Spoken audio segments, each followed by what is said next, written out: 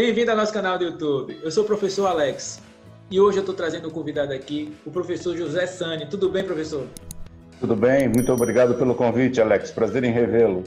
Que bom.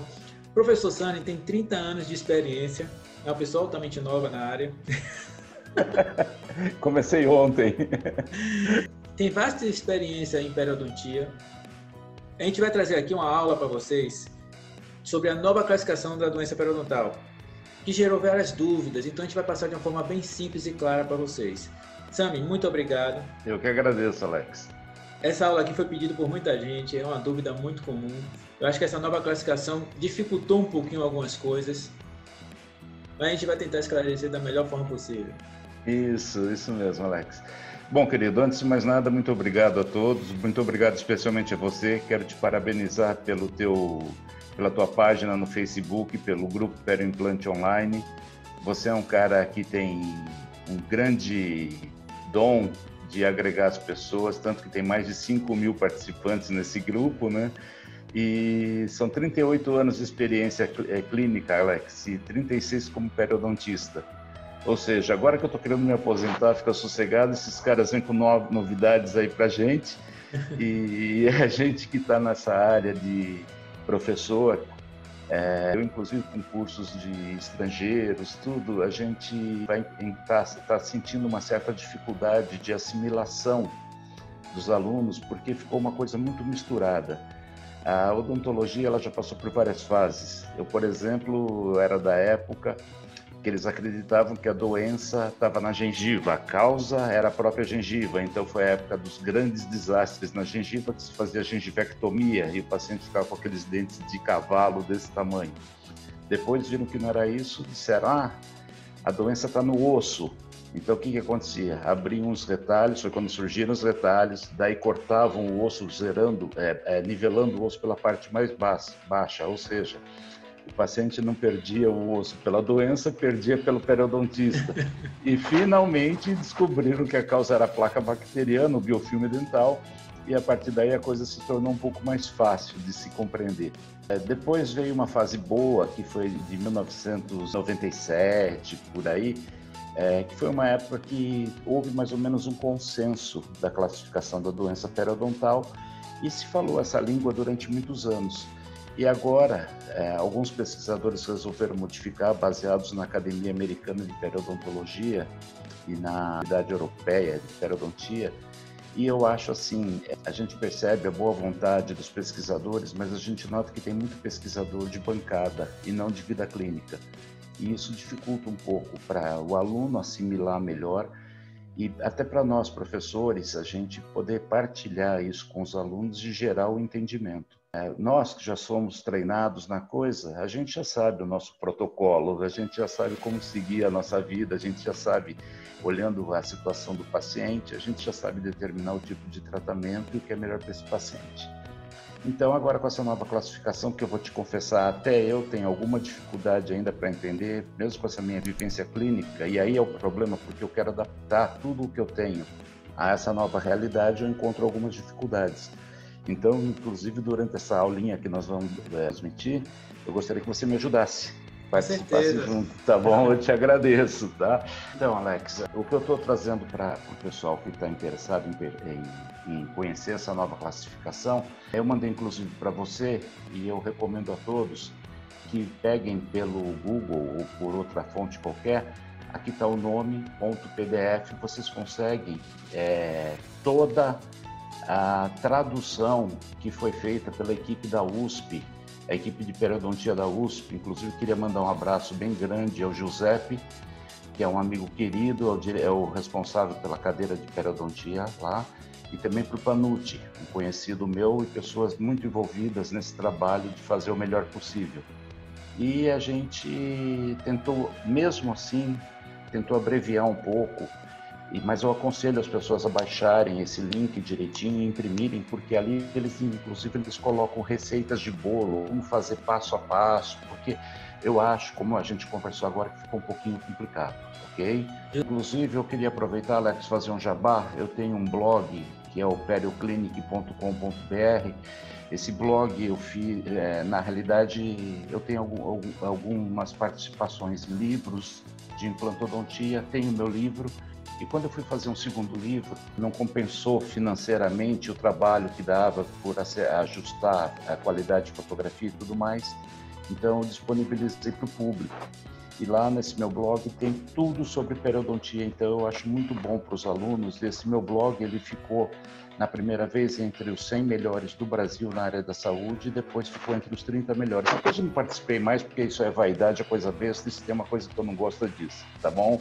Então, Digamos de passagem aqui que é informação muito boa mesmo. Já tenho uma amizade virtual com o José há muito tempo. É verdade, é verdade. Na época que eu também tinha um blog, que era Pero Implante Online, e segui, daqui a pouco a amizade continuou, começou. Temos amigos em comuns. Então, é verdade. Eu recomendo você que é um apaixonado por implantodontia, periodontia, por odontologia, dê uma olhada, siga, leia bastante, estude. E a periodontia é a mãe de todas as especialidades, como eu tenho falado bastante. É verdade. Então, a pessoa pode fazer prótese, pode fazer implante, pode fazer dentística.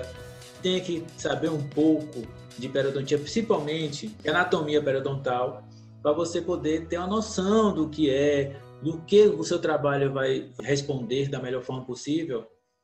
Porque não adianta você ter uma prótese bonita, ter uma restauração bonita, se só a gengiva ali não tiver ao redor daquele trabalho excelente. É verdade. Se não tiver alicerce, não tem casa que fique em pé, né, meu amigo? Não vai, não vai.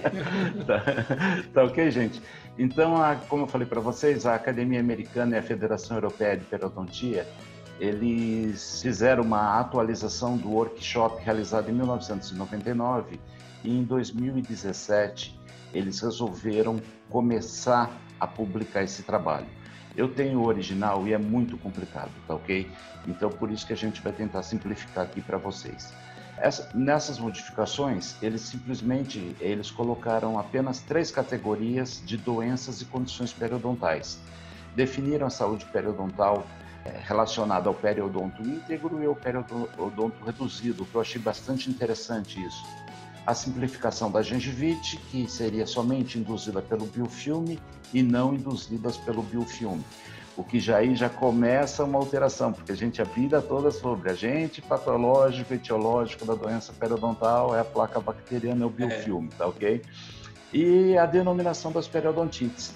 Agora eles classificam a periodontite em 3 categorias: a periodontite pura, as periodontites necrosantes, que também já gerou uma certa confusão, tá ok? Porque depois eu vou explicar com calma, e as periodontites como manifestação das doenças sistêmicas.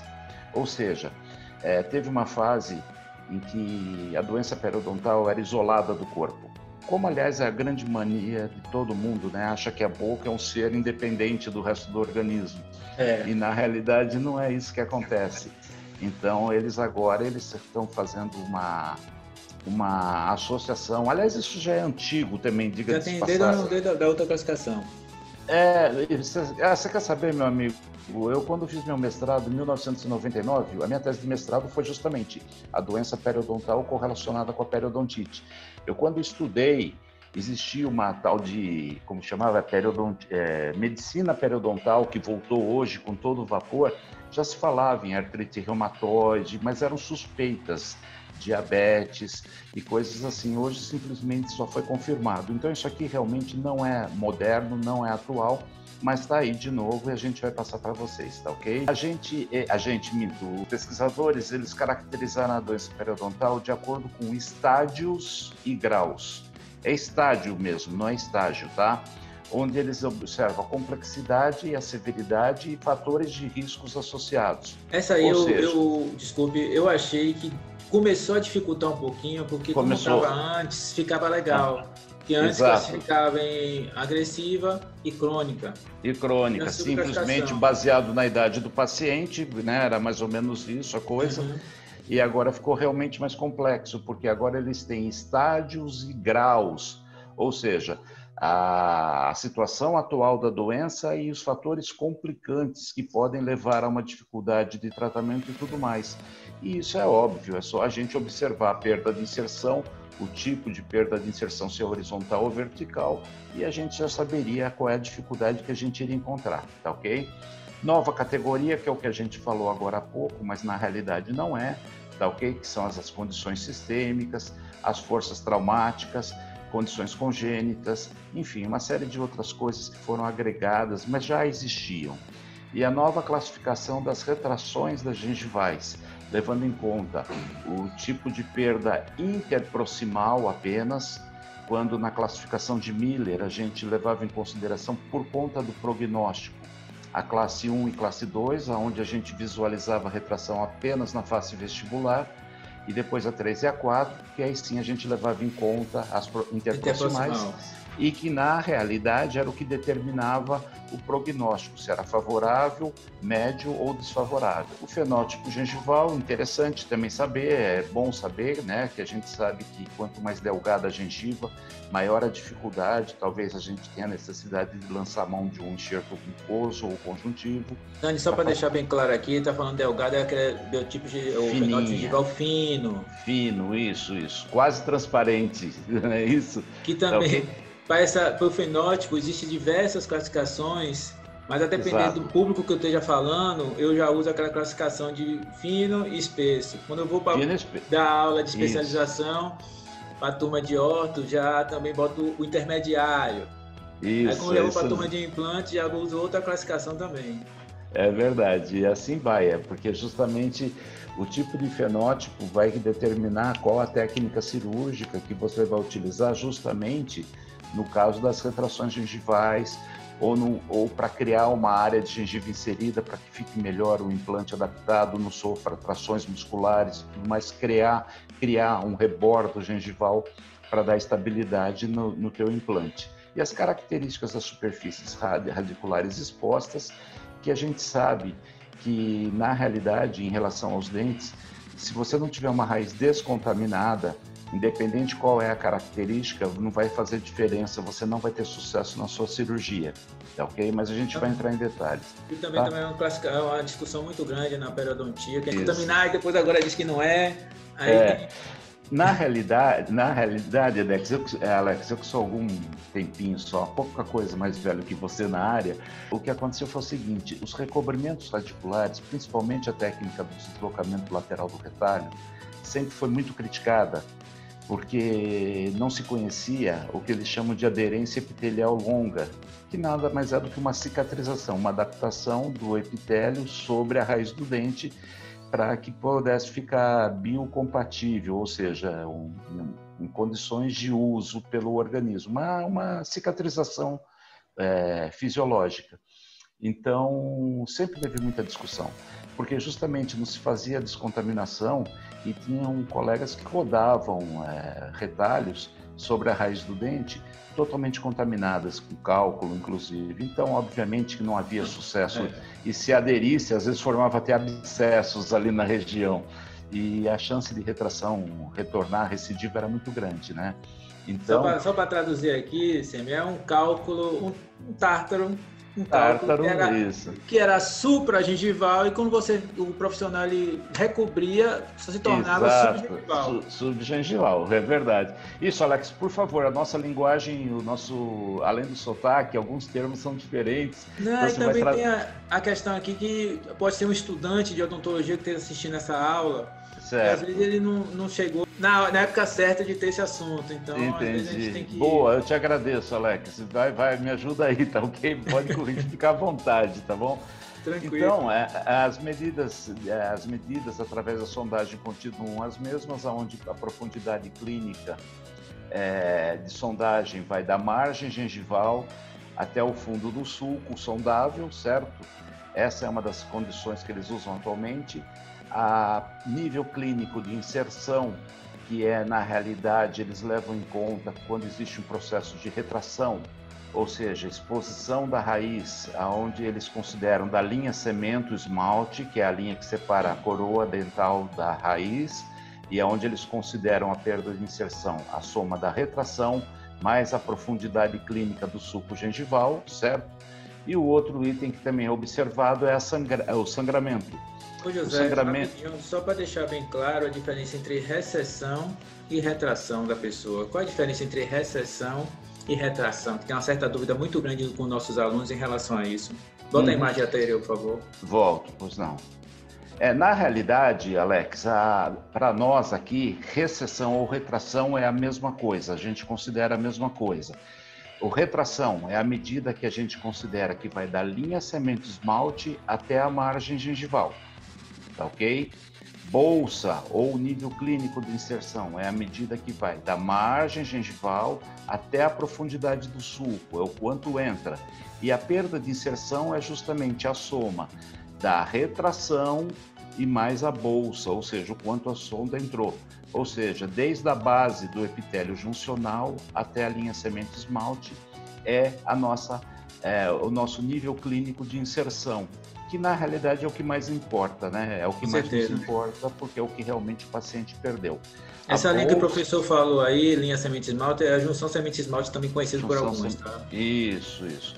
Na realidade, a bolsa, ela mostra a situação da doença, se ela está ativa ou inativa, no caso se tem sangramento, se ela continua aprofundando ou não.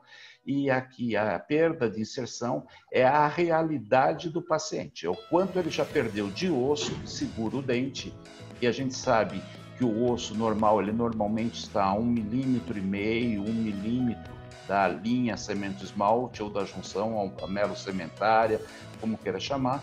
Então, tudo isso aqui que foi perdido de osso é considerado o nosso nível clínico de inserção. Só para aproveitar essa imagem aqui, que o professor Sani está mostrando, o que é isso? Geralmente, em saúde, a gengiva é o que o osso embaixo dela é. Exatamente. Mas em doença, nem sempre.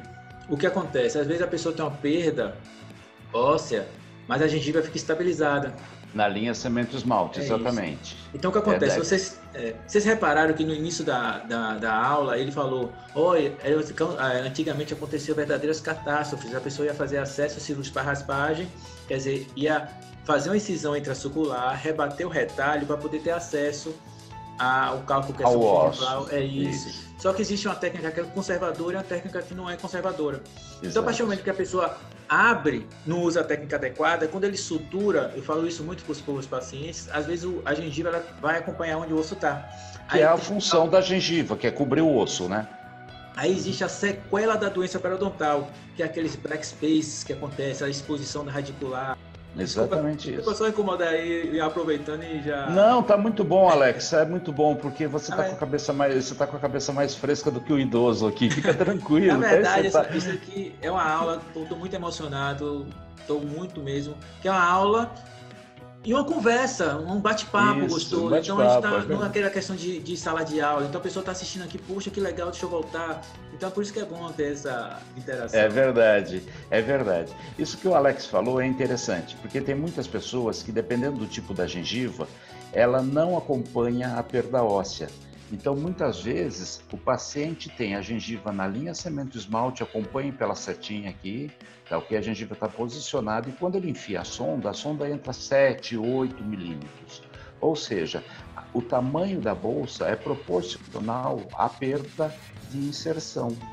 Então, quando a gente faz a raspagem e uma cirurgia, no momento em que a gengiva desinfecciona, desinflama, ela vai fazer a função dela, que é cobrir o osso. Então, ela realmente retrai e você tem as exposições dos black spaces, como o Alex falou. Então, justamente, isso é uma consequência da doença periodontal e que o paciente tem que ser alertado, porque qual é o grande problema de uma bolsa profunda? É a dificuldade de acesso das cerdas das escovas, poder remover a placa bacteriana.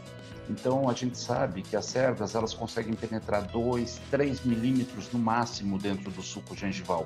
É por isso que até 2 milímetros, 2,5 milímetros, 3 milímetros, se não houver sangramento, é considerado normalidade. Então, é importante justamente a gente ter o nível de inserção para saber justamente por causa disso, porque como o Alex falou, muitas vezes a gengiva pode estar aqui e na realidade tem uma perda de inserção grande. Outras vezes a realidade é diferente, a doença fez com que a gengiva, dependendo do fenótipo gengival, acompanhasse a perda óssea.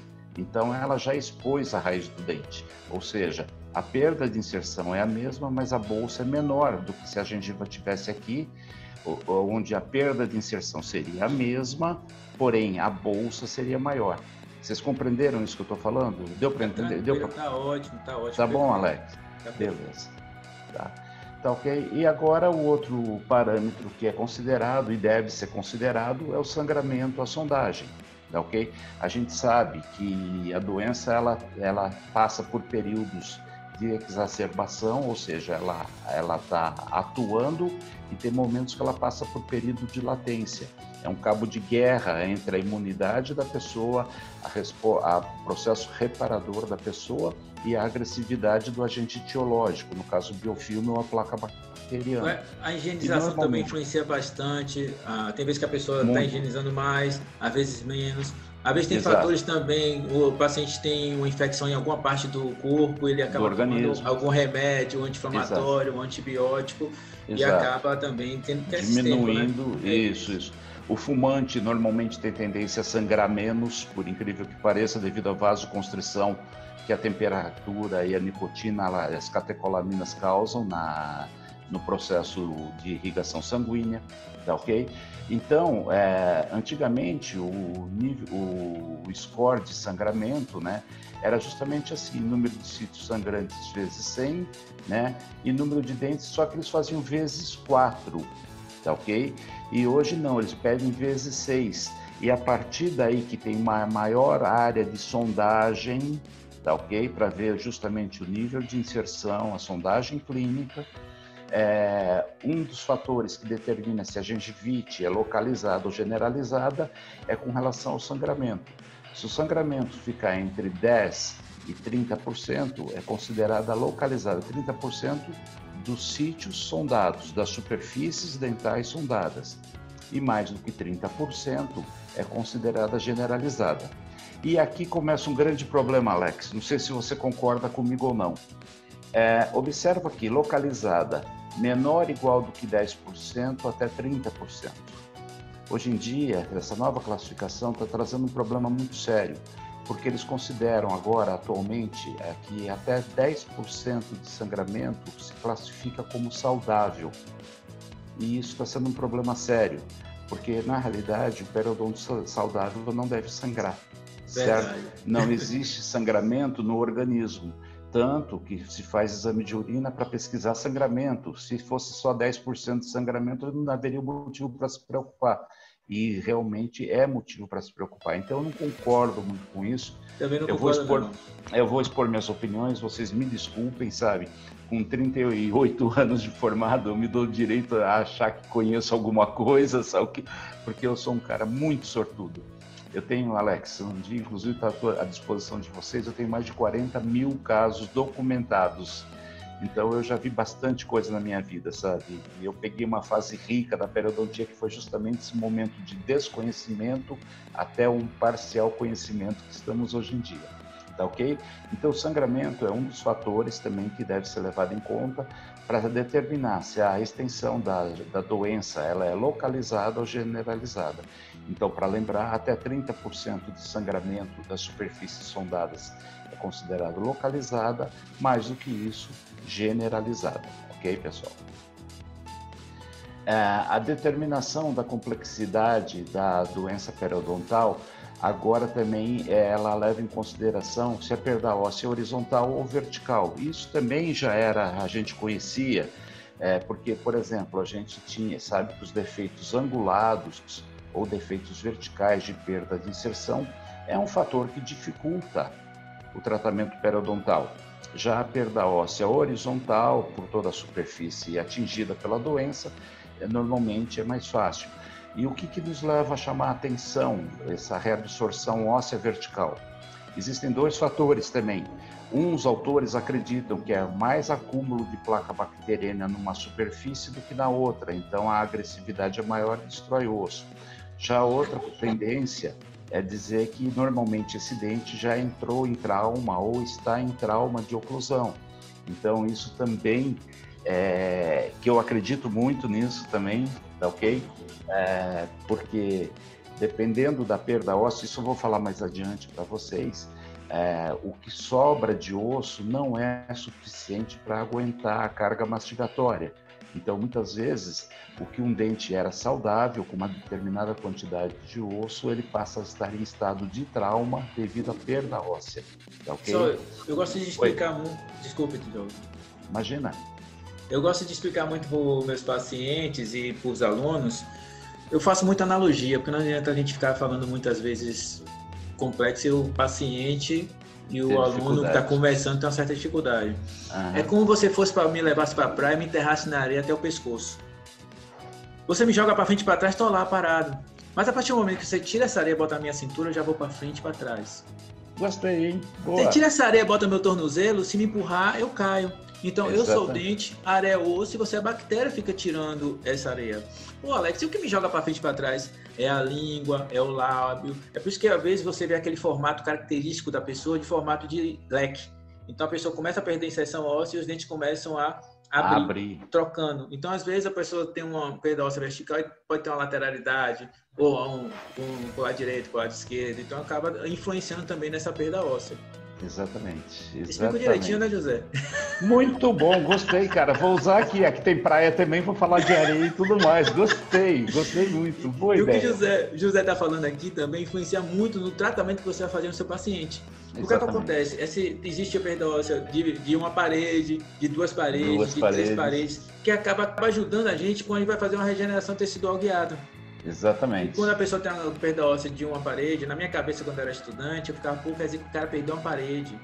Perda óssea de duas paredes, quer dizer que o cara perdeu duas paredes. Pô, perda óssea de três paredes, quer dizer que... Não, é ao contrário. É o contrário, exatamente. Se a pessoa perdeu parede, quer dizer que só restou uma parede. Se a pessoa tem perda óssea de duas paredes, sobraram duas paredes. Então, quando você tem perda óssea de duas e três paredes, fica melhor o prognóstico para a gente conseguir botar biomaterial naquela região, fechar e poder fazer um tratamento de forma adequada. Só que existe foi minha dissertação de mestrado, existe a dificuldade dependendo do tomógrafo, a pessoa fazer para poder avaliar. Exato. E também depende do radiologista que está fazendo análise. Porque eu queria que o cara visualizasse, que o profissional visualizasse qual perda óssea seria. Porque quando você olha essa radiografia do lado esquerdo aqui, fica uma dificuldade você saber se é uma perda óssea de uma parede, de duas paredes, de três paredes. Lógico.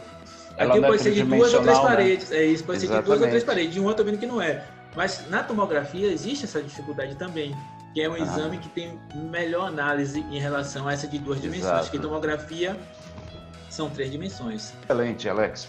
É exatamente isso que o Alex falou. A radiografia ela é excelente, é um excelente meio de diagnóstico, porque nos mostra como está a situação. Ela não define a situação, mas ela nos mostra como está a situação. Ela não detalha, mas ela mostra o que a gente já sabe que vai ficar com o pé atrás. Mas ela não é tridimensional, é sobreposição de imagens. Então, justamente, aqui a gente tem um defeito ósseo e a gente sabe que tem perda na vestibular também, mas a gente não sabe se é na vestibular ou é na lingual, se é na proximal e na distal, enfim, é difícil realmente a gente conseguir fechar um diagnóstico dos defeitos ósseos com relação a uma, duas, três paredes, como o Alex falou, pela radiografia. A tomografia ajuda, mas também não é o ideal, tá? Porque tem outros fatores que influenciam, né? Que é a marca do tomógrafo, a experiência do profissional que está fazendo análise. Impressionante. Exato. E isso que nós estamos falando já vai servir de alerta para uma crítica que eu vou fazer daqui a pouquinho, Alex. Que eu achei um absurdo isso que foi feito como medida de prognóstico de doença, de diagnóstico de doença e tudo mais. Então, só para relembrar que a crista óssea normalmente está aproximadamente a 1 milímetro, 1,5 milímetros da linha semente de esmalte, da junção amelo-sementária, como quero chamar. A partir disso já é considerado perda de inserção. Eles dividem os dentes em 3/3, né, divisão, para determinar a taxa da perda óssea. Essa é a nova classificação. Antigamente já tinha outra, mas nós estamos falando da nova, daqui a pouco a gente pode entrar no detalhe. Aqui, eu discordo totalmente. Determinação do envolvimento de furca. Isso aqui, gente, é um erro muito grande, porque como que é a medição da furca? A gente enxerga a furca, para quem não sabe, a furca ela está logo abaixo. Imagina que a minha mão seja a coroa do dente, aqui sejam as raízes. Então nós temos a linha melo-sementária, depois nós temos uma região de pré-furca, aonde a raiz do dente começa a se dividir. A partir do momento que se divide, ela é a furca, tá ok? Ou seja, a gente, quando faz a medição, a gente sempre faz horizontal. Então, quando a sonda entra pouquinho, mal inicia a furca, é considerado grau 1. Quando ela penetra dentro dos espaços entre as raízes, mas não ultrapassa. Ela é o grau 2, e quando ultrapassa é grau 3. Alex, me desculpa, mas isso aqui para mim ou nada é a mesma coisa. Porque se você imaginar, pensa comigo aqui, você imagina que isso aqui seja um molar cortado ao meio, tá ok? A gente cortou o molar, a gente cortou esse molar aqui ao meio, tá bom? Tá bom. Tá? Então aqui, por exemplo, olhando a radiografia, eu já sei que é uma furca grau 3, porque aqui não tem osso, então se você enfiar uma sonda aqui, ela vai da vestibular para lingual. Tudo bem? Você concorda comigo? Concordo. Tá. E agora, aqui aonde tem o osso para baixo, não pode ter um defeito intraósseo aqui, que é o componente vertical da furca? Você compreendeu? E aqui nessa nova consideração, nessa nova classificação, aliás, nem na antiga classificação era considerada, tá ok? Porque o paciente, ele pode ter, você sondando horizontalmente aqui, por exemplo, ele pode ter uma furca grau 2, só que ele pode ter um componente vertical no meio das raízes de perda óssea aqui muito grande. Você compreendeu o que eu estou falando? Aqui, olha só. Estou vendo a imagem. Tá vendo a imagem? Compreenderam o que eu estou falando? Então, isso aqui, eu acho que é um erro de diagnóstico, você fazer uma sondagem baseado somente na determinação horizontal do envolvimento de furca, tá ok? Essa é a minha opinião, tá? E também tem que botar aqui o estudante que deve estar vendo essa aula, a importância também da sonda de Neighbors para poder... Neighbors justamente para poder ter acesso às regiões de multiradicular. Ela tem uma curvatura que ela consegue... entrar Isso, completamente na região de exatamente. E verificar se foi comprometimento de 1/3, 2/3 ou 3/3 dessa sonda. Exatamente. Isso também aqui desculpa. Também aqui é de fundamental importância para a gente ver se o paciente vai ficar com dente ou não.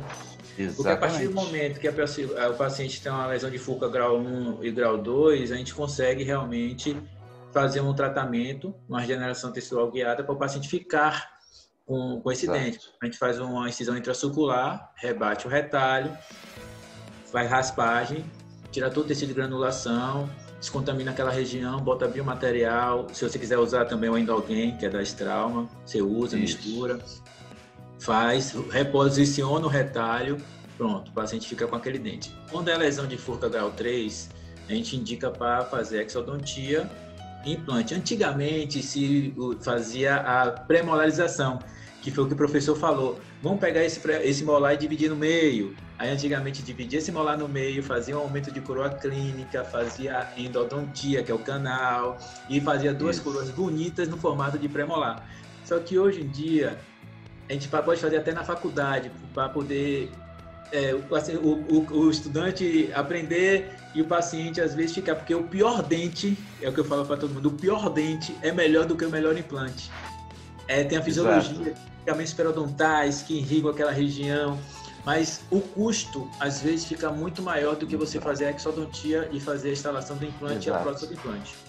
A odontologia, ela perdeu um pouco. O implante é maravilhoso, vamos levar a sério, né? Graças ao implante, surgiram muitos biomateriais. Eu acho que foi um grande passo. Eu acho que a odontologia, ela é dividida em 3 grandes fases: a anestesia, as resinas e os implantes, sabe? Eu acho que isso aí realmente foi inovador na odontologia. O resto é tudo balela.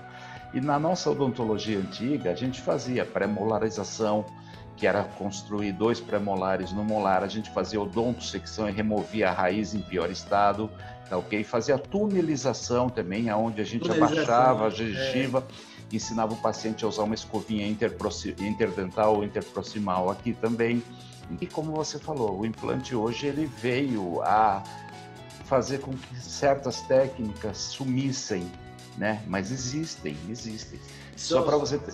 Oi, fala. Desculpa, só para traduzir aqui, Sênio, o que acontece? Tunelização, você rebate o retalho, faz osteotomia, osteoplastia nessa região e deixa um túnel, literalmente. O paciente, ele vem com a escovinha de interdental e consegue fazer higienização. Higienização. A gente joga essa gengiva um pouco para baixo. Aí entra naquele critério que a gente falou, que a gengiva, às vezes, em saúde, a gengiva é o que o osso embaixo dela é, em doença nem sempre.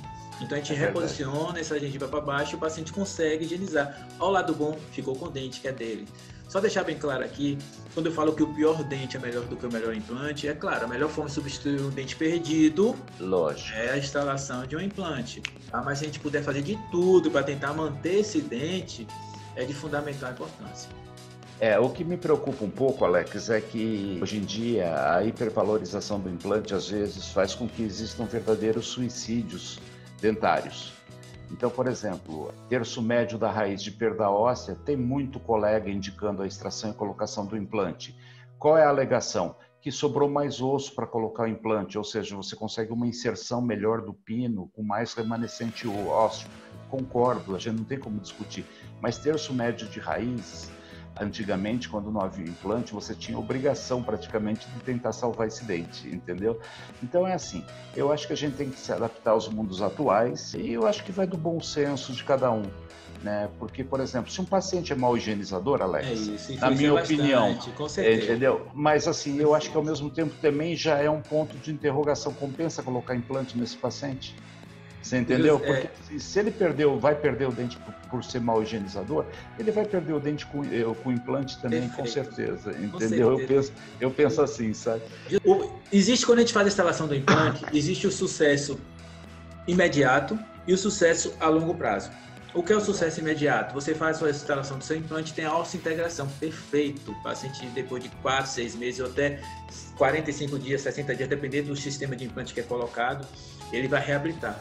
Mas tem o sucesso a longo prazo. O que é o sucesso a longo prazo? Esses pacientes, provavelmente, 80% desses pacientes não vão chegar a 10 anos com esse implante em boca. Exatamente. Tem estudos falando isso. Tá? Eu devo ter errado a porcentagem, um pouquinho para mais, um pouquinho para menos, mas é uma porcentagem muito grande. Mas é isso mesmo, é isso. É uma porcentagem muito grande, porque existem os traumas oclusais, que hoje em dia as pessoas estão muito estressadas, está todo mundo contando um dente. Às vezes você reabilita o paciente e não faz uma placa para poder proteger aquela prótese. Tem a questão da doença periodontal, a pré-implantite, que o professor José vai falar aqui mais para frente. Então, pessoas que fumam, pessoas que têm diabetes, então isso acaba influenciando bastante no sucesso desse implante a longo prazo. Existe também a questão da manutenção desse implante, que os profissionais às vezes não conversam com o paciente, informando, isso aqui tem que ter uma manutenção. Boa parte das vezes eu converso com o paciente é indicado para mim, já vem com problema já, e tratar periimplantite é difícil, não é fácil. Difícil. É muito difícil. Então o paciente chega aqui, não, colocou implante e para mim já estava pronto, estava bom. Então o paciente fica 10 anos, 5 anos, 6 anos sem fazer a manutenção. Quando chega uma perda óssea muito grande. Aí entra o detalhezinho que eu estou falando aqui desde o início. Ligamento periodontal. Parece besteira, mas não é. Tem várias artérias e veias ali que irrigam aquela região. Nossa célula de defesa chega mais rápido naquela região. As células que vão regenerar estão ali dentro. Com certeza. Lembra que o professor José falou do fumante? Que o fumante sangra pouco, porque às vezes ele diminui em quantidade e qualidade daqueles vasos. A temperatura na boca chega muito alta. Então as células de defesa também não conseguem chegar naquela região para conseguir. Já é difícil em dente. Imagine como uma pessoa não tem os ligamentos periodontais, sistema implante. Sim, é só perda. Não existe nem tentativa de regeneração do organismo, porque toda regeneração vem do ligamento periodontal, que são as células mesenquimais indiferenciadas ou células progenitoras, como vocês queiram chamar isso aí. Tá ok? Ok, gente? Então, vamos lá. Vamos continuar então, meus amigos. Tá ok? A mobilidade, que é justamente como o Alex falou, daquela brincadeira da areia. Se você perdeu a areia, você vai ter mobilidade dental, tá ok? Então, eles determinaram o grau de mobilidade, é quando você pega com 2 instrumentos, você faz movimentos vestíbulo-palatinos ou vestíbulos linguais, tá ok? Você pode usar um cabo de espelho, cabo da sonda, não importa, tá ok? O grau 1 é quando vai de 0,2 a 1 milímetro na direção horizontal, ou seja, esse movimento aqui, tá ok? Por que de 0,2? Porque existe o movimento fisiológico que é dado pelo ligamento periodontal, que é uma das funções do ligamento justamente ter essa certa flexibilidade para poder trabalhar como um amortecedor do dente quando a gente mastiga, tá ok? O grau 2 é maior do que 1 milímetro na direção horizontal, e o grau 3 tanto faz a direção horizontal e vertical, é o que o dente chega a intruir devido à perda óssea, que é também chamado antigamente como gonfose. Não sei se ou se não, aquele boneco de posto, né, que fica... Isso! Alex, tem uma imaginação excelente, cara. Bota aquele... Tá parecendo aquele boneco de posto que fica balançando, é esse grau 3. Isso aqui Alex, também reforçar, é uma José. Figura, cara. Reforçando aqui, porque existe o trauma cruzal primário e existe o trauma cruzal secundário. O trauma cruzal primário é aquele caso que você faz uma restauração, o paciente às vezes tem que viajar para os Estados Unidos, para a Europa, e fica, pô, aquele doutor fez um negócio alto. Então existe uma perda óssea quando ele retorna depois de 15, 20 dias, mas essa perda óssea, a partir do momento que você tira o trauma cruzal, esse osso ele regenera. Exato. Você vê na radiografia, é bonito demais isso aí. Eu vou mostrar um caso lindo meu, viu, Alex? É? Vou mostrar, lindo. Tem o trauma cruzal secundário. Além do trauma cruzal, lembra que eu falei que o paciente vai perdendo seção e o dente vai abrindo? Ele tem a bactéria aqui naquela região. Então a bactéria tem a destruição, perda óssea através dos ácidos, toxinas da bactéria, que também potencializa com esse trauma cruzal. Então boa parte dos pacientes, como você chega a pegar seu paciente, verifique o trauma cruzal. É de fundamental importância isso aí. E também não é muito valorizado por certos profissionais. Então, verificou que está com trauma cruzal, faz o ajuste daquela região. Às vezes é bom também fazer a raspagem e verificar se tem a possibilidade ou não de fazer uma contenção. O impressionante, José, tem casos que eu tenho paciente de 1/3 de raiz e esse paciente está com a contenção, está estabilizado, com a saúde, está perfeito, lindo. Tá ainda com dente. Muita gente às vezes indicaria para fazer instalação de implante. Tem pacientes que vêm com trauma cruzal de grau 2 e grau 3 e eu consigo deixar ele impressionante. Você faz o ajuste, faz uma raspagem, um ajuste e ele fica com esse dente. Exatamente. Não são todos, mas tem alguns. Sim. Ô Alex, eu fico muito feliz de ouvir isso de um cara novo que nem você, mas com, pelo jeito, muita vivência clínica. Eu fico muito feliz de ouvir isso de você, porque o ajuste oclusal, ele sempre foi ignorado na odontologia. E eu sempre digo que ele deve ser sempre feito como um exame clínico, tá ok? Através de um carbono, alguma coisa assim, porque os dentes não, todo tratamento que seja feito tem que ser levado em conta o ajuste oclusal. Outra coisa que eu tenho muito problema aqui é justamente com a ortodontia. Eles fazem as movimentações ortodônticas e tem muitos colegas que não fazem ajuste oclusal.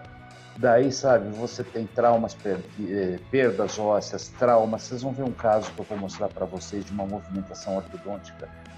Foi super agressiva numa aluna minha, que vai ser, aliás, uma futura aluna minha, que ela veio me procurar no consultório recente, questão de 20 dias atrás. Então, eu fico muito feliz de você estar falando isso e ter ciência disso. E isso acho que é muito importante a gente passar para os alunos, tá ok? E para os profissionais também, porque a grande verdade é que a grande maioria não se preocupa com ajuste oclusal. Qualquer restauração, qualquer prótese que é colocado, o implante mesmo, todo implante, enquanto não tem prótese, é excelente. Colocou a prótese, começam os problemas. Por quê? Porque não se leva em conta justamente o ajuste oclusal. Então eu te agradeço, viu, Alex? E fico feliz por você pensar dessa forma, viu? E tomara que as pessoas comecem a pensar assim. Elas vão ter muito mais sucesso no trabalho, no resultado dos trabalhos delas, vão ter menos dor de cabeça e muitas vezes chega paciente no consultório e o dentista não sabe resolver o problema. Fala, por que está acontecendo esse abscesso? Por que essa prótese está caindo? Por que trincou a raiz? Porque simplesmente não fez um ajuste oclusal, entendeu? Então é muito importante. E lembrando que o organismo, nós vivemos por ciclos. A cada dia que passa a gente envelhece, então o nosso organismo muda. Então com o passar do tempo a gente pode ter mudanças na oclusão, mesmo em situação saudável. Por exemplo, uma vez há muito tempo atrás, eu dando uma aula, eu falei que os idosos, a gente tem que pensar um pouco sobre as retrações gengivais nos idosos. Por que disso? Porque existe o desgaste da incisal dos dentes.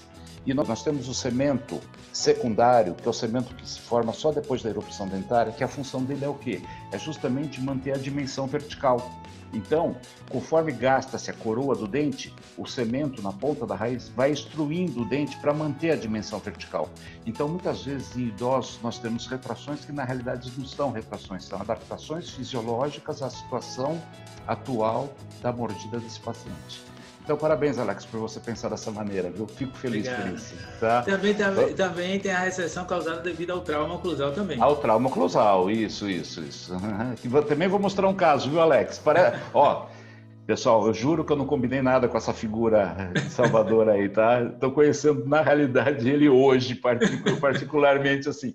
A gente troca ideia, ele foi muito gentil comigo de colocar como administrador da página dele, do grupo, perdão. Periplant Online. Periplant Online. Ele foi muito gentil logo no começo de colocar como administrador junto com ele, mais alguns colegas, tudo. Então isso mostra a disponibilidade do Alex com relação em querer ajudar as pessoas. Eu fico muito feliz por isso. Vamos continuar, tá? Vamos lá. E aqui, Alex, é a minha pedra no sapato nessa... Nossa, quase que eu falei um palavrão aqui. Essa nova classificação da doença periodontal. O índice de perda de inserção. Então vamos começar um pouquinho falar sobre perda de inserção. A gente sabe que na classificação antiga a gente tinha dois tipos de periodontite, as agressivas e as crônicas. As agressivas, a gente considerava agressiva, ela tinha algumas características. Normalmente os pacientes eram jovens, com até 40 anos de idade, e uma das grandes características é que ele não apresentava uma grande quantidade de placa bacteriana supragengival. Nem cálculo. Nem cálculo, exatamente. Daí eu se achava interessante, porque você falava assim, coitado desse paciente, ele não tem tanta placa visível para ter uma perda óssea tão violenta em relação à idade. Desculpa aqui, rapidinho, José. Também o aspecto, como você olhava para o paciente, você falava, pô, esse paciente não tem nada. Não tem nada. O aspecto gengival normal, muitas vezes mantendo a gengiva na linha cemento-esmalte, na junção amero-cementária, passava desapercebida por um monte de clínico geral que não faz sondagem. E eu já vi muita gente também, às vezes, há algum tempo, o ortodontista já instalar o aparelho, a ver se pedir exame de imagem, que é errado. Já, depois já viu o problema lá. Exatamente. E colocava aparelho em cima disso e daí a destruição era total. Muita perda óssea. Nossa, Alex, qualquer hora a gente vai ter que se encontrar para a gente conversar e trocar figurinha, viu, cara? Outra coisa também, só para deixar bem claro aqui para o paciente ou aluno que está assistindo, o profissional, doença periodontal não contradiz usar aparelho. Exato. Isso quer dizer o quê? O paciente tem doença periodontal, pode usar aparelho, desde que esteja controlada. Faça o tratamento periodontal antes, previamente, e ao longo do tratamento ortodôntico, ele seja acompanhado por um periodontista. Exatamente. Deixar só esse parênteses aqui, que é muito importante isso. Muito importante, muito importante. Tá, ok? Já a doença periodontal crônica é aquela periodontite tradicional, que a pessoa acumula a vida inteira placa bacteriana, cálculo, então tem mais de 170 espécies por pessoa de bactérias na boca de cada um, você encontra uma grande quantidade de placa, de cálculo e tudo mais. Na realidade, essas duas classificações também são erradas, Alex, porque o certo era fazer a pesquisa do tipo bacteriano encontrado na doença. Certeza. Okay? Só que antigamente no Brasil só havia um laboratório que fazia esse exame à base de diagnóstico de DNA da bactéria presente, que era o Periolab. Inclusive, esse profissional era amigo meu e faleceu, o Dino, tá? E na realidade era o quê? A gente sabe hoje em dia que a gente tem bactérias, principalmente o Agregatibacter, Actinobacillus acetencomitans, a Tannerella forcitensis, a Treponema denticula, que são bactérias presentes em placas subgengivais e altamente associadas com a perda bacteriana. Então, na realidade, o certo seria fazer isso. Como nós não temos, a gente classificava agressiva até 40 anos de idade e crônica a partir dos 40 anos de idade. Hoje, eu acho que aí é a grande derrocada, junto com a medição da FURCA, está aqui nessa classificação. Como é que é feito hoje o índice de perda óssea? Material utilizado, radiografia periapical, régua milimetrada e idade do paciente. Cara, quem me garante que a radiografia periapical eu não faço no meu consultório para justamente não querer cometer esse erro. Eu mando para clínicas especializadas, mas quem me garante que não vai haver distorção dessa radiografia?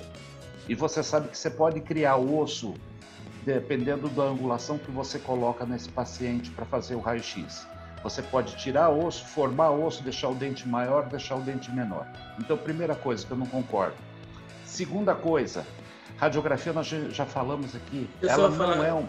Deixa eu só falar aqui, José. O que o José está falando é que ele manda para clínicas especializadas de imagem. Isso. É porque é digital. Você coloca, sensibiliza aquele filme, o sensor já aparece no computador. Ele está falando que essa questão da radiografia tem muita influência da pessoa que está revelando, do ajuste que a pessoa vai fazer no aparelho. Então, quando você não tem essa... Então, acaba influenciando bastante na imagem que vai ser analisada pelo profissional. Exatamente. E outra coisa, Alex, radiografia não é tridimensional. Duas dimensões. Entendeu? Então, na realidade, você tem uma dificuldade, você consegue determinar o dente, mas você não consegue determinar a altura óssea que está. E eles, hoje em dia, eles recomendam o uso do quê? Da régua milimetrada. Ou seja, você vai pegar a radiografia e vai medir a partir da linha cemento-esmalte o comprimento maior da raiz do dente, ou seja, da linha cemento-esmalte até o ápice desse dente, tá ok? Que pode ocorrer muita influência nisso aí. Quando você no computador, você consegue lá conseguir estabelecer mais ou menos a medida correta, mas você com a régua milimetrada... Mas você falou mais ou menos. Mais ou menos. Imagine você no olho.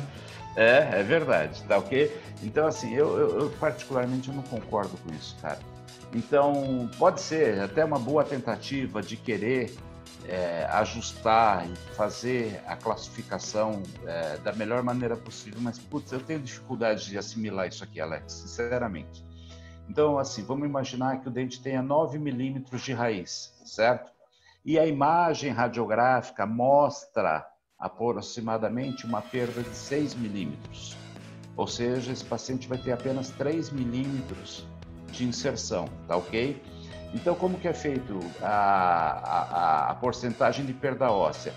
Você vai pegar o total da perda, dividir pelo tamanho do dente, que é 9, então nesse caso ele perdeu 6, e o tamanho total do dente é 9, multiplicar por 100, e ele vai ter 66% de perda óssea em cada dente, tá? Agora você imagina fazer isso dente a dente, hein? E com a vida clínica que a gente tem, é inviável. Inviável, não dá, tá? Daí, aqui eu achei menos mal, tá? Porque, apesar de todo esse trabalho aqui, daí o que a gente faz?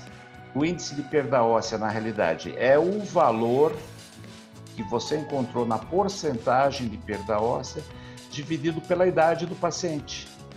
Vocês entenderam? Então, você vai ter, aqui nesse caso, por exemplo, 1,7 de índice de perda óssea, que é alto risco. Mais tarde eu vou explicar para vocês os índices, os valores que é considerado médio, baixo, médio e alto risco, tá ok? Levando em consideração que os fatores ainda, que esse risco pode aumentar se o paciente for fumante ou diabético, tá ok?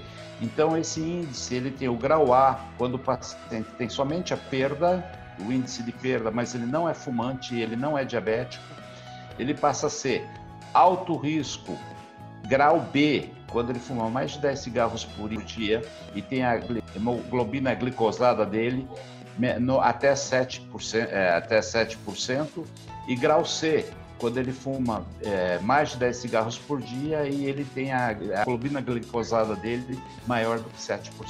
Tá okay? Só para deixar bem claro aqui, José, que a hemoglobina glicosada é mais fiel do que a glicemia em jejum. Isso, porque ele rastreia a quantidade de glicose nas hemácias. Exato. Inclusive, eu tenho uma conversa aqui com um profissional que fala sobre isso.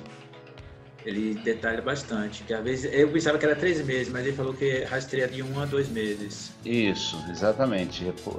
2 meses no máximo, viu, Alex? É isso mesmo, certinho. Então, ok, pessoal, vocês entenderam? Então, eles substituíram uma classificação que no meu modo de ver, eu já achava assim, eu imaginava um paciente de 37 anos, por exemplo, que nem aqui, com perdas ósseas de 5 milímetros. É lógico que é uma periodontite grave. Fim de papo, isso já determinava meu tratamento. Um idoso, porra, velho sou eu, um idoso de 60 anos de idade, com perdas de 5 milímetros. É grave, mas não tão grave quanto num jovem de 40 anos. Vocês entenderam? Eu acho que era assim, era mais simples de compreender e menos trabalhoso, porque eu acho que aqui você vai ter que ter um engenheiro para ficar medindo tudo isso aqui, um software, né? Entendeu? Para ficar determinando dente. É viável, assim fica viável. Sim, é a única forma, certo?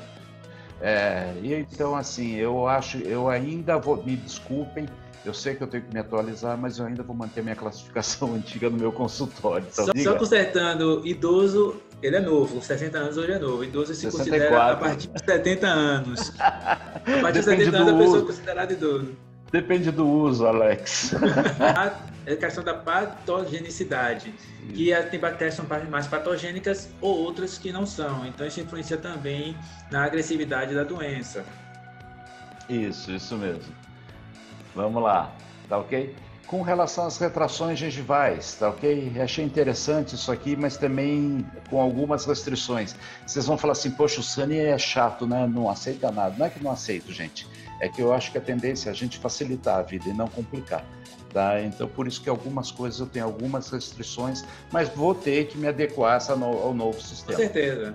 Né? Não tem acordo. Então, tá bom, é bem feito para mim, por deixar de ser resistente e resiliente a algumas coisas e começar a engolir melhor, sabe, as coisas. Mas então, vamos lá. Você sabia que eu pensava que essa dificuldade era só minha?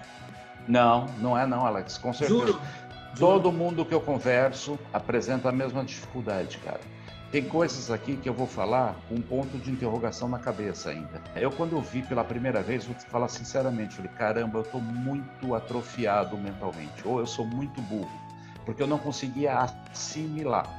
Vocês vão ver na hora de a gente falar das periodontites necrosantes, mas eu vi muito caso, eu tenho casos lindos, eu vou mostrar alguns casos para vocês aqui. Olha, é difícil, cara, é difícil porque assim, é doença de longo tempo. Mas caramba, o que é longo tempo para você? O que é longo tempo para o paciente? Um paciente com dor, 2 dias é um tempo enorme, entendeu? Já uma doença crônica, que a gengivite ulcerativa necrosante, ela pode entrar num processo crônico e continuar destruindo o periodonto, entendeu? Sem dor, quer dizer, então assim, muito complexo. Mas vamos lá, vamos continuar tentando... Passando de maneira mais simples. É verdade, é verdade. Com relação ao fenótipo gengival, ou fenotipo, como queiram chamar, é em relação à espessura do periodonto. O Alex falou agora há pouco tempo atrás aí, que eu também comentei, que às vezes, dependendo da técnica cirúrgica, a gente precisa deixar mais espesso esse periodonto, mais rico em fibras colágenas, tá ok? Então, na realidade, é a introdução de uma sonda, essa foto não é minha, tá? Eu peguei pela internet, mas eu tive a indelicadeza de perder o nome do autor. Eu sei que essa foto é de um autor, se eu não me engano, colombiano, tá ok? De um professor colombiano. Que me desculpe o professor. Então você coloca a sonda, comprime sobre a superfície da gengiva, a superfície vestibular. Então é assim, se você enxergar por transparência a gengiva, significa que ela é considerado como um fenótipo fino, ou seja, menor ou igual a 1 milímetro. E se você não perceber nada, ela é o fenótipo considerado espesso. Ok? Só mostra aí, por favor, José. Que a pessoa está olhando essa imagem, mas não está conseguindo visualizar o que você está falando.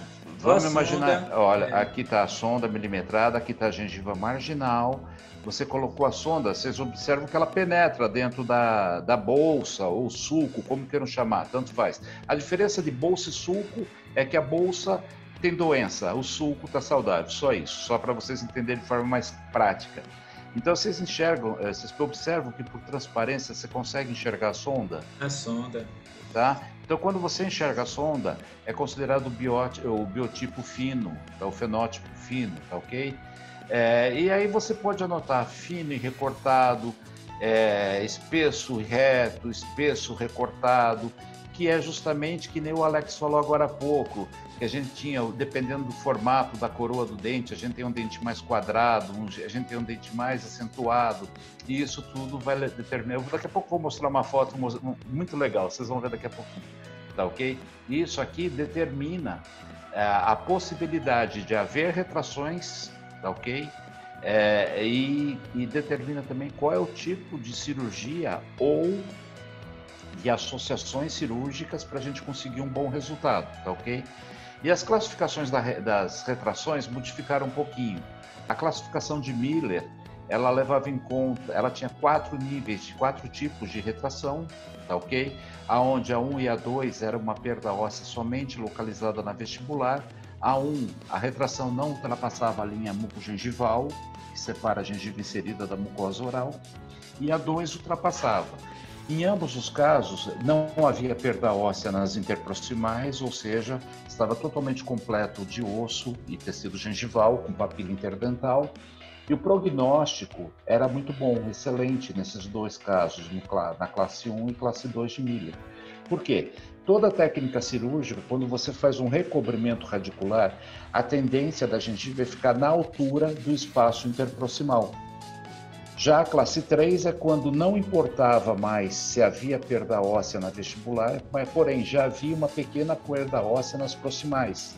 Então o prognóstico ele era limitado, tá ok? Porque por mais que você tentasse cobrir, você não ia conseguir jogar essa gengiva acima da altura que estão as papilas interdentais. Estou falando aqui completando, desculpa, José. Quem é do interior ou já viu algum filme antigo, é como se você tivesse 2 estacas e você botasse um fio no meio, e eu fosse estender o lençol. Se as 2 estacas estão do mesmo tamanho, o lençol fica estabilizado, bonitinho. Isso é a questão da recobrimento que a gente fazia. Então, se você não tinha perda de crista óssea, você consegue recobrir tranquilo essa região que tem recessão. Exato. Mas a partir do momento que você vai para o interior e você vê uma estaca maior que a outra, aí você bota um fio e vai estender o seu lençol, o lençol vai ficar onde? Vai escorregar para o lado mais baixo. Isso quer dizer o quê? Quando você tem perda de crista óssea, você não consegue recobrir até a parte maior. Você só consegue recobrir até a região que tem a menor crista óssea. Não é isso, José? Alex, você quer saber? Eu vou anotar essas dicas, viu? Porque tá muito boas as suas explicações. Eu achava que eu era um cara didático, mas eu acho que vou ter que ter uma aula sobre didática contigo, viu, cara? Parabéns, cara. Muito bom isso. Legal. Tá? Exatamente. E daí ainda a gente tinha a classe 4, quando era uma perda muito grande interproximal e o prognóstico era totalmente desfavorável, tá ok? Eu vou mostrar alguns casos para vocês. Mas eu já vi muito profissional bom, que às vezes vendia um tratamento para o paciente e é o detalhe que ele não passava. Não olha, ele não percebe. E você conversar com o paciente antes, mostrar, olha, não vou conseguir recobrir até aqui.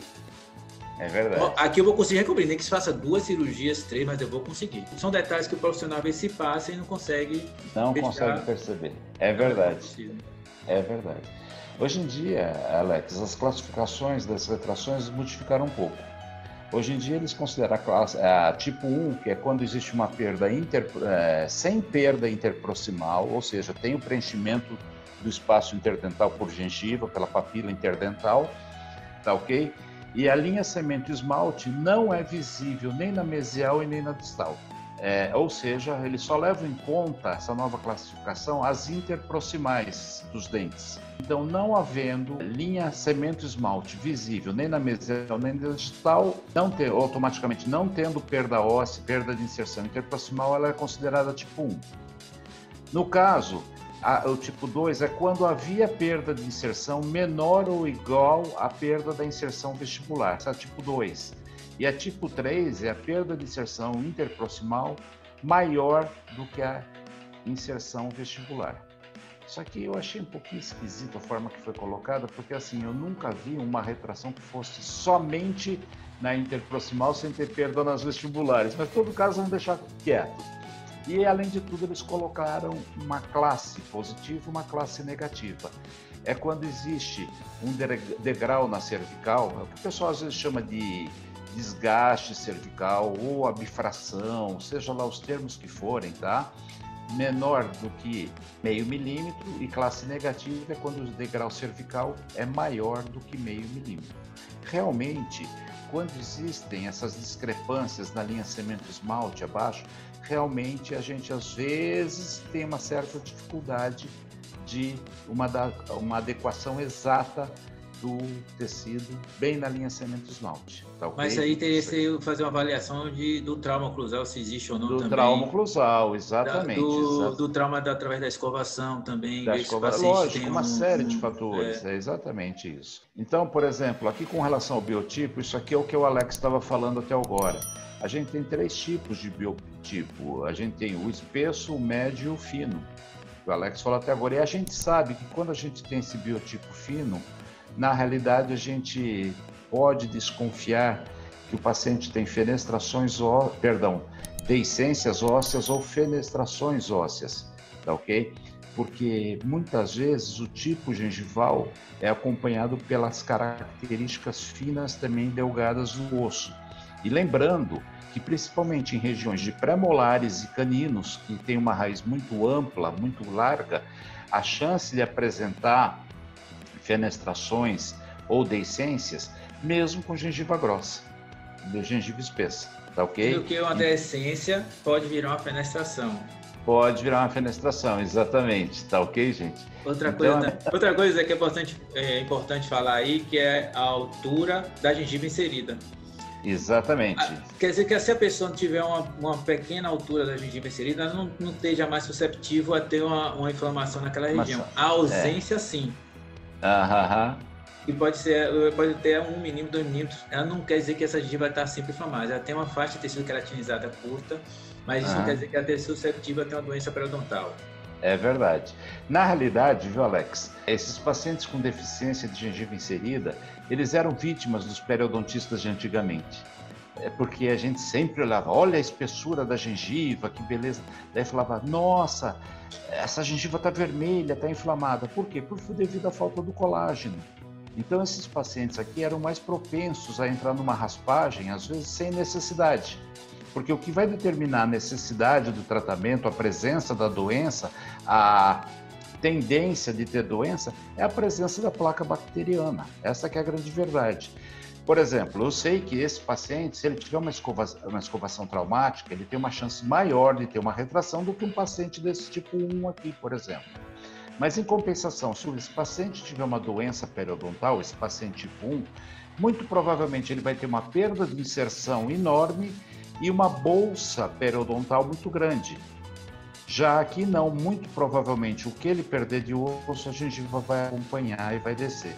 Então, essa aqui me lembra a piada do Chapeuzinho Vermelho e do Lobo Mau. Você me permite contar rapidinho, Alex? Conta. Tá? Disse que o Chapeuzinho Vermelho estava andando pela floresta e encontrou o Lobo Mau, né? Daí o Chapeuzinho falou, Lobo Mau, por que você tem esses olhos tão grandes? Daí o Lobo Mau falou, para poder melhor te enxergar, Chapeuzinho. E por que você tem essas orelhas tão grandes? Ô, Chapeuzinho, para poder melhor te escutar.